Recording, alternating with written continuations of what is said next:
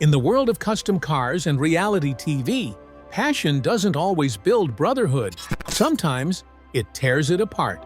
Tom Smith is a man driven by loyalty, honesty, and the pride of real craftsmanship. But inside Misfit Garage, not everyone shared his values.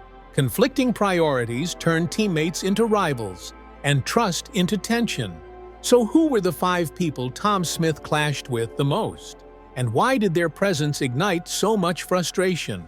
Stay with us as we uncover the names and the stories behind the hate.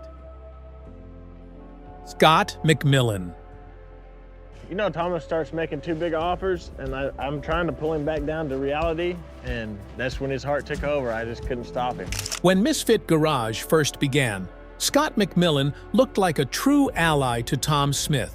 They both had come from Gas Monkey, and both wanted to make their own place in the car world. But the connection didn't last long. Behind the scenes, tension was already growing. Tom was raw and intense. He didn't care about looking perfect on TV. Scott, on the other hand, focused more on image, authority, and staying on the producer's good side.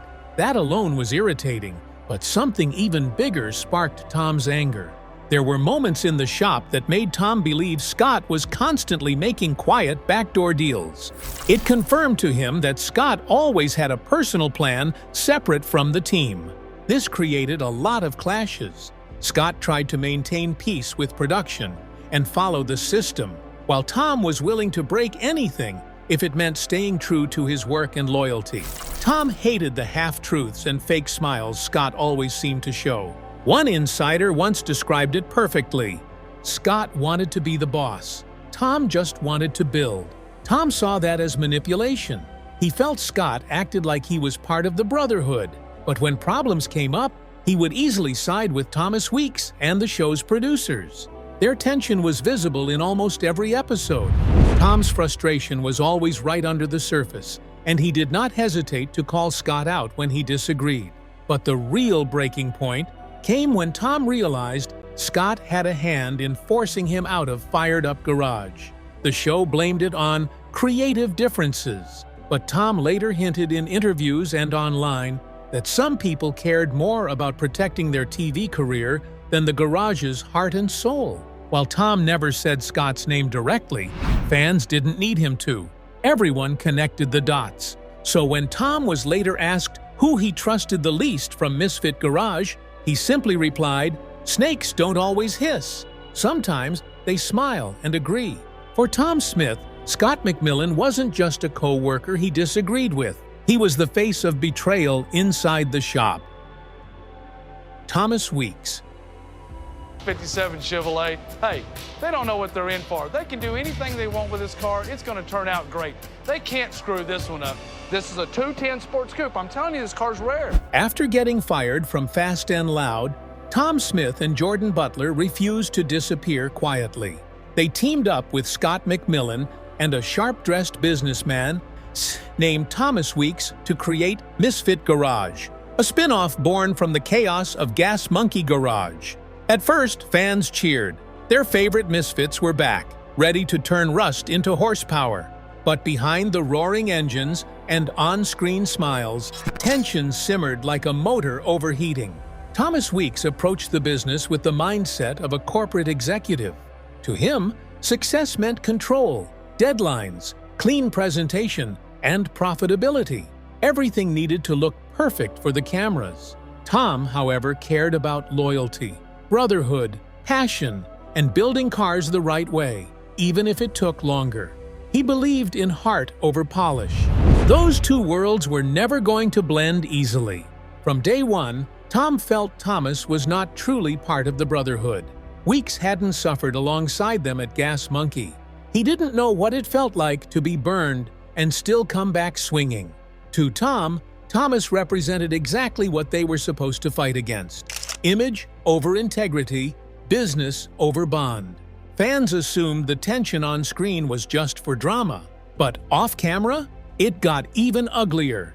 During the build of a rusted-out 1971 Pontiac GTO, everything boiled over. A simple disagreement about parts and deadlines exploded into a full-scale screaming match, one that nearly turned physical. Viewers thought it was spicy television. For Tom, it was personal. Behind the scenes, Tom felt sidelined. He believed Thomas secretly influenced producers, made calls without involving the team, and slowly turned the shop against him. Weeks stayed calm in public, acting polished and professional. But Tom saw that coolness as manipulation, not maturity. The bigger the show grew, the more toxic things felt inside the garage. Trust disappeared. The dream of misfits building cars together now seemed like a lie wrapped in TV lights. Tom never spilled every detail, but his later interviews revealed disappointment and bitterness, the feeling of being surrounded by people who valued fame over friendship. For Tom Smith, the conflict with Thomas Weeks wasn't really about engine builds, budgets, or ratings. It was about betrayal and the belief that Thomas was never truly a misfit at all. John Clump. While Tom Smith's big clashes, especially with Thomas Weeks, often exploded on camera, some conflicts stayed hidden behind the scenes. One of those quiet tensions may have involved John Clump. He joined the show later, arriving in the 4th season of Misfit Garage. At first glance, Clump appeared easygoing, a hardworking addition, ready to get greasy alongside the team. But hints from Tom's cryptic social media posts suggest there was more beneath that calm appearance. Tom once wrote that some people in the shop weren't there for the right reasons. To him, Misfit Garage had slowly turned into a stage for a few cast members chasing fame, screen time, and personal benefit, instead of celebrating real craftsmanship and brotherhood. He never mentioned John's name directly, but fans who followed the tension closely already knew who he meant. Crew insiders speculated that Tom saw Clump as someone who operated quietly behind the curtain, never confronting issues openly, but influencing decisions when cameras stopped rolling. For Tom, a man who believes honesty and loyalty keep a garage alive, that behavior felt like disloyalty in disguise. Another friction point was Clump's timing. He arrived just as longtime guys like Scott McMillan were stepping away. Yet suddenly, Clump was front and center, starring in major episodes like What Clump and Clump in the Road. His fast rise felt less like talent and more like producer favoritism. Tom didn't stay silent about that shift. He criticized how the garage was slowly turning into another scripted reality show, where drama mattered more than the cars. And Clump's arrival symbolized that change. To Tom Smith, John Clump wasn't just a newcomer. He was a sign that the authenticity of Misfit Garage was slipping away. Still, Tom never launched a direct public attack. No big interviews, no screaming matches called out by name. John Clump might have simply been caught in the middle, a reminder of how ambition, production influence, and shifting values turned friends into rivals, and a brotherhood into a show built on tension instead of trust. Richard Rawlings. So we just landed in Wisconsin. I brought Big Chris with me because there's like 200 plus cars here, and we're going to try to buy as many of them as we can. Tom Smith never liked Richard Rawlings from day one. Tom, known for his wild humor and real mechanical skills, quickly became a fan favorite on Fast and Loud. But while the audience enjoyed their on-screen chemistry, behind the scenes, their relationship was falling apart. Everything blew up over a moment that should have been heartwarming.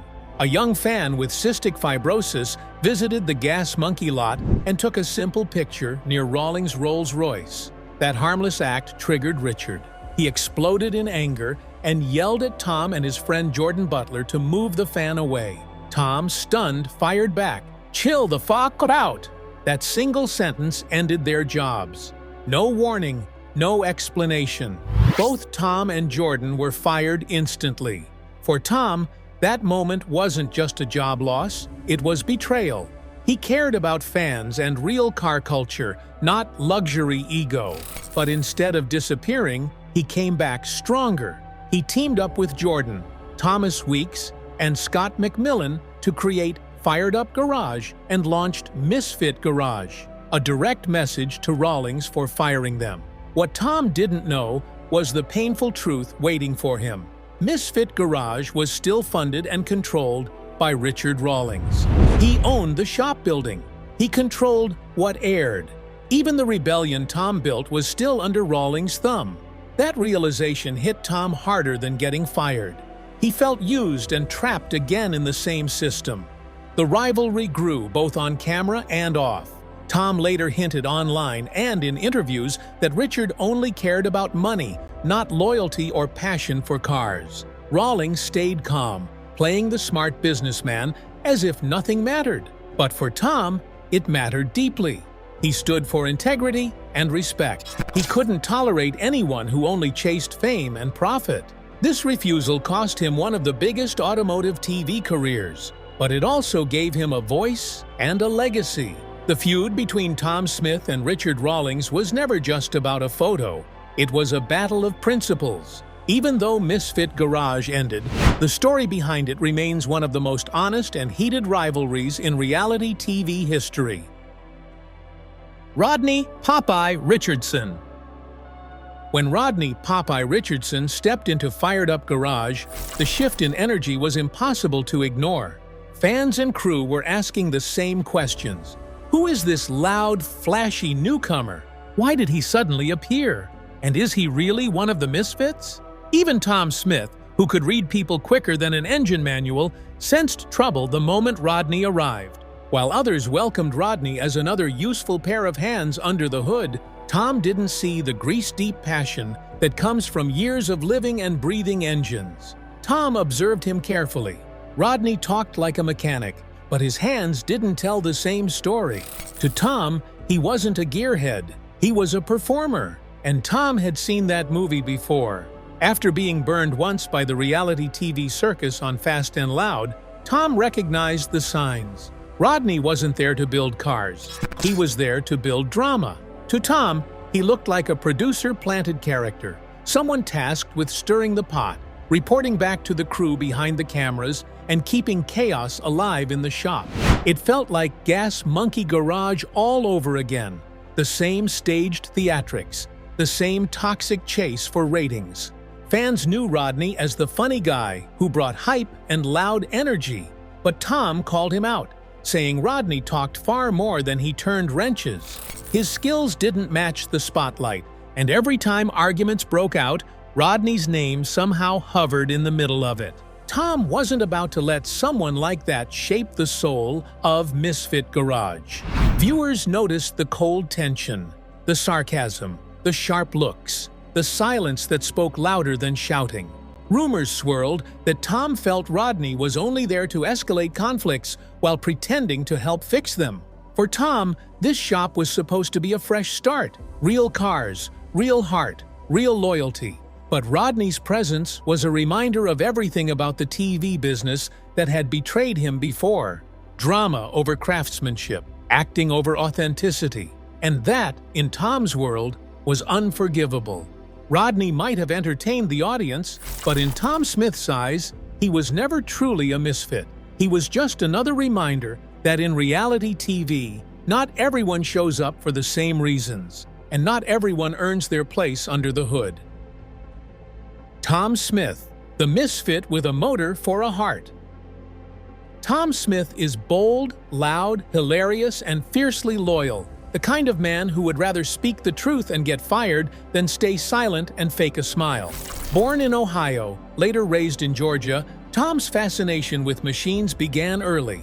At just 10 years old, he spent his summers in his uncle's junkyard, tearing apart old engines, even if he couldn't always put them back together again.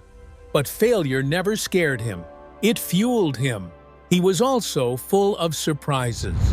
In high school, this rough-edged gearhead placed third in the entire state spelling bee. That contradiction defined Tom. Chaos with brains behind it. Trouble followed close behind, too. At age 10, he jumped into his uncle's 1974 Pontiac Granville and took it for a joyride, only to crash straight into a police car after ignoring orders to pull over.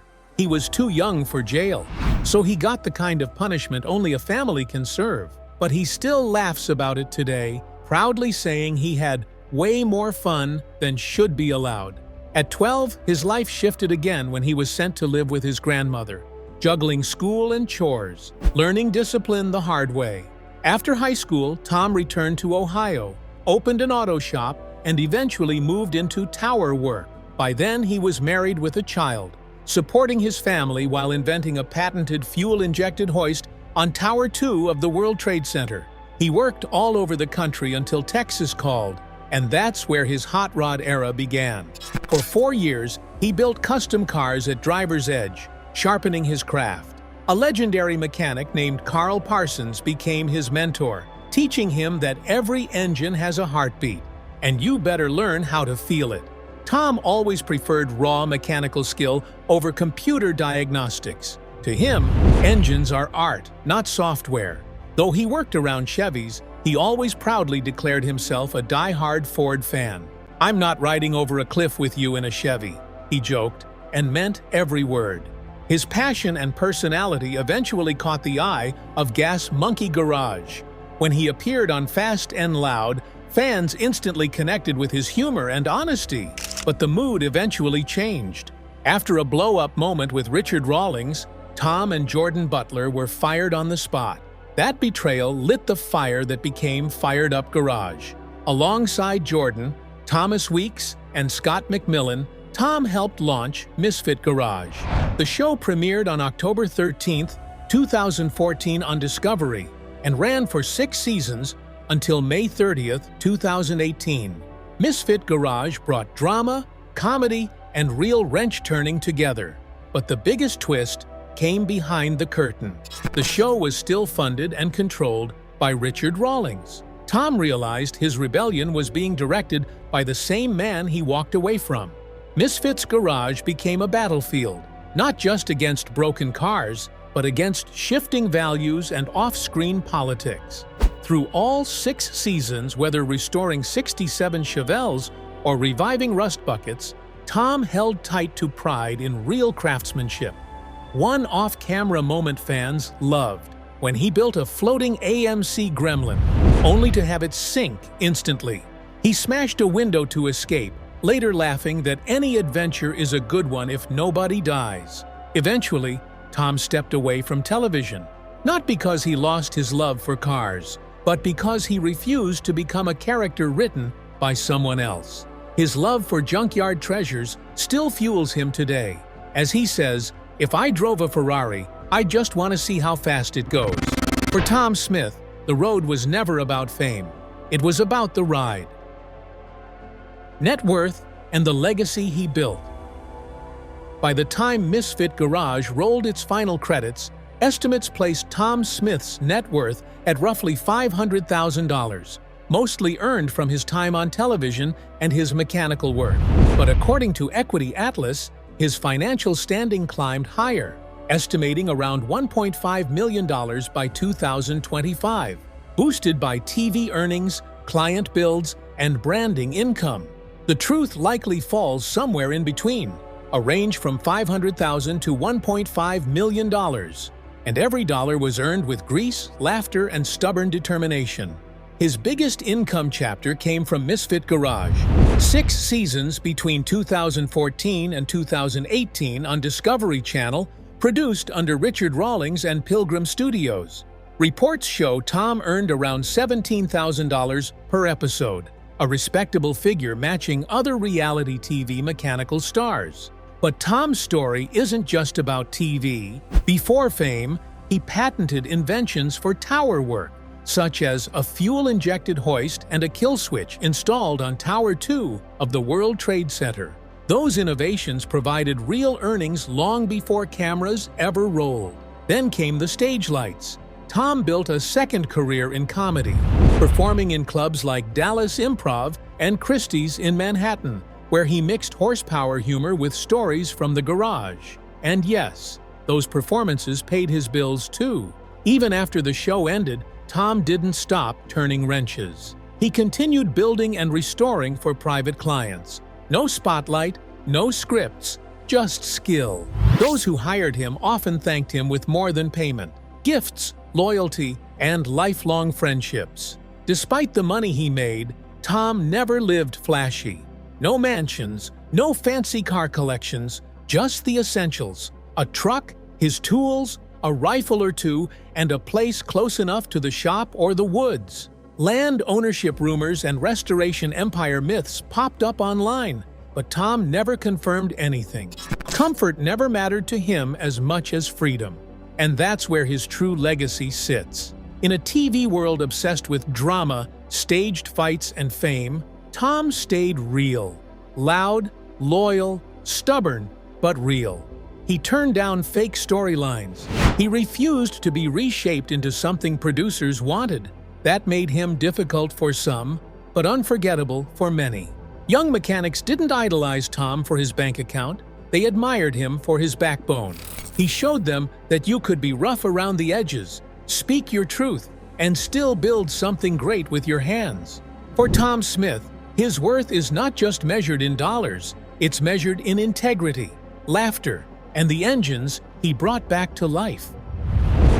In the end, Misfit Garage wasn't just about rebuilding cars, it was about rebuilding pride, loyalty, and trust. For Tom Smith, every clash told a story, and every broken partnership left a scar.